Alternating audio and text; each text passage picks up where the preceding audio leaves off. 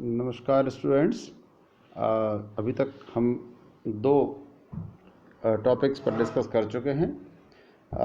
Before this topic we have already discussed quantisation of charge and then Coulomb's law for electrostatics, जिसमें हमने force acting between two charges पर बात की थी। ठीक है। And now today we are taking the next topic, that is electric field and electric field intensity. ठीक है, ये दो वर्ड हैं, सुनने में अलग अलग लगते हैं, बट आगे चल कर के हम इलेक्ट्रिक फील्ड इंटेंसिटी के प्लेस पर भी इलेक्ट्रिक फील्ड वर्ड का ही इस्तेमाल करेंगे। ठीक है। सो इलेक्ट्रिक फील्ड क्या चीज़ है, थोड़ा सा यहाँ पर दिया हुआ है, ज़रा देख लीजिए। Electric field is the space around any charge, space around any charge where other charges can experience the electrostatic force, that may be attraction or may be repulsion of the original charge। एक plus Q charge यहाँ पर हमने mention किया हुआ है and you can see there is a small sphere around it. तो वो जो इलाका है जहाँ तक दूसरे चार्जेस इसका फोर्स इफेक्ट को एक्सपीरियंस कर सकते हैं, this is called electric field around it. जैसे कि ग्रेविटेशनल फील्ड होता है किसी प्लैनेट के आसपास, वैसे ही किसी चार्ज के आसपास उसका इलेक्ट्रिक फील्ड होता है। ठीक है। Now let us proceed for the next definition, that is electric field intensity और इलेक्ट्रिक फील्ड स्ट्रेंथ। ठीक है। सो चूंकि ये एक फिजिकल क्वांटिटी है तो ये क्वांटिटेटिव फॉर्म में होगी। The intensity of electric field at any point is defined as what? The force acting on unit positive charge। जो मेन इस डेफिनेशन का पार्ट है वो क्या है? Force acting on unit positive charge. ठीक है। किसी पॉइंट पर एक चार्ज रखा हुआ है तो वो जितना फोर्स भी एक्सपीरियंस करे, वहाँ अगर यूनिट पॉजिटिव चार्ज होता तो वो जितना फोर्स एक्सपीरियंस करेगा उसे इलेक्ट्रिक फील्ड इंटेंसिटी कहते हैं। The definition is very much given here, you can write it directly। This definition is very useful, very common definition, and many a times we will use this definition। ठीक है। थोड़ा सा फार्मूले की तरफ बढ़ते हैं। उसका फार्मूला डराइव करने के लिए हम दो फार्मूले यहाँ पर ले रहे हैं और दोनों का अपना अपना इंपॉर्टेंस है, बहुत इंपॉर्टेंट फार्मूले हैं। So if the force acting on a charge Q not, ये टेस्ट चार्ज यहाँ पर जो आप देख रहे हैं क्यू नॉट, ये क्या है? एक टेस्ट चार्ज है। टेस्ट चार्ज का मतलब होता है कि ऐसा चार्ज जिसको हमने सिर्फ टेस्टिंग करने के लिए कि वहाँ इलेक्ट्रिक फील्ड कितना है ये पता करने के लिए रखा हुआ है। So its name is test charge. If the force acting on a test charge Q nought is F, उस पर फोर्स कितना है? F. Then what is the electric field at that point? It is given here। see, electric field is force acting per unit charge or the force divided by the test charge। ठीक है। इनको अब यहाँ से remove करते हैं, आगे बढ़ते हैं। Force acting on unit positive charge को हम इलेक्ट्रिक फील्ड इंटेंसिटी कहते हैं। As far as this formula is concern, the unit of electric field is newton per coulomb. and as we know already that the force is a vector quantity, so definitely electric field is also a vector quantity।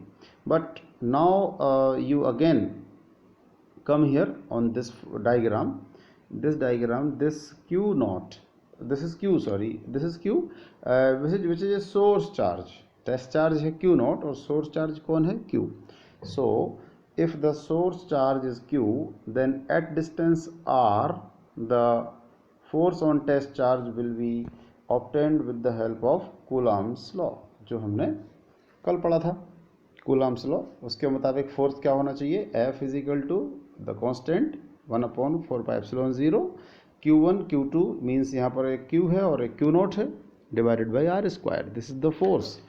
then if we substitute this force we will find the electric field at point P will be this। Correct. अगर हम इस ऊपर वाले फार्मूले में f की value को रख देते हैं, इस वैल्यू को इस फार्मूले में रख देते हैं, तो आपको क्या मिल जाएगा? नेक्स्ट फार्मूला मिल जाएगा, that is E is equal to 1/4πε0 Q/R²। Simply you just see the vector sign। if we are using vector on the electric field we have to write a unit vector here, क्योंकि हमें vector के सामने vector ही बताना पड़ेगा। ठीक है।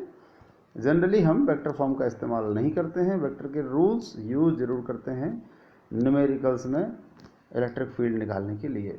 Now I have written here one note the direction of electric field at a point is the direction of force acting on positive charge. किसी भी पॉइंट पर जहाँ मुझे इलेक्ट्रिक फील्ड निकालना है तो मैं इमेजिन करता हूँ कि वहाँ पर एक पॉजिटिव चार्ज रखा है. पॉजिटिव यूनिट चार्ज भी हो सकता है, बड़ा भी चार्ज हो सकता है, पॉजिटिव चार्ज रखा है.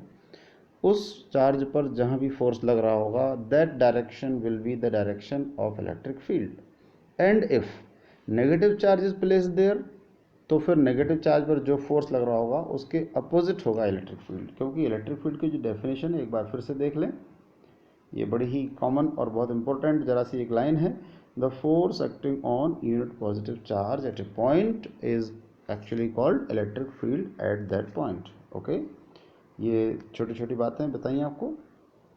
Now you can come to the next topic.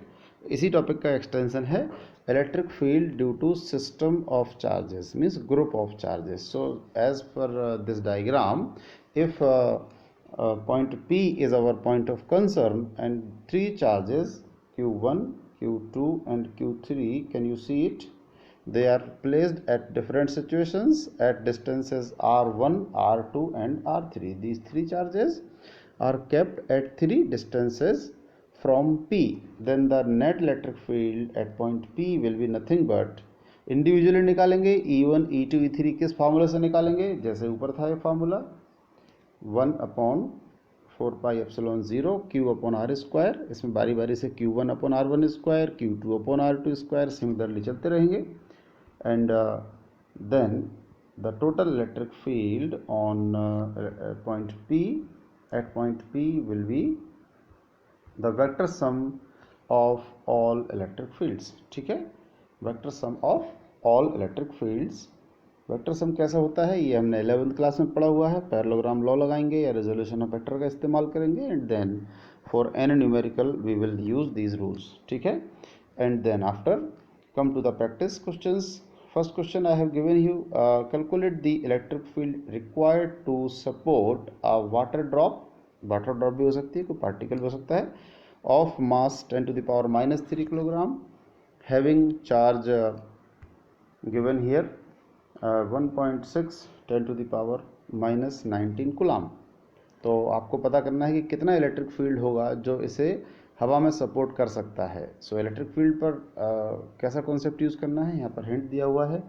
The force acting on that drop QE, ये अपवर्ड ले लिया जाएगा. May be the drop has positive charge, so electric field को हम अपवर्ड ले लेंगे. और जो वेट mg है वो डाउनवर्ड होगा. दोनों जहाँ बैलेंस हो जाएं ऐसी वैल्यू मुझे चाहिए इलेक्ट्रिक फील्ड की. So you just try to calculate. The solution I will provide separately. The next question, question 2, it is not actually a question, it is just question numbers of NCERT. They are very very nice questions. You always focus on NCERT examples as well as exercise questions. So one example 1.9 I have given you here for the practice, and then there are some questions, question number 1.1, 1.2, 1.6 and 1.8 for the practice of this topic. This is very important topic, whether it is a very small topic, but it is very important. Okay, thank you students.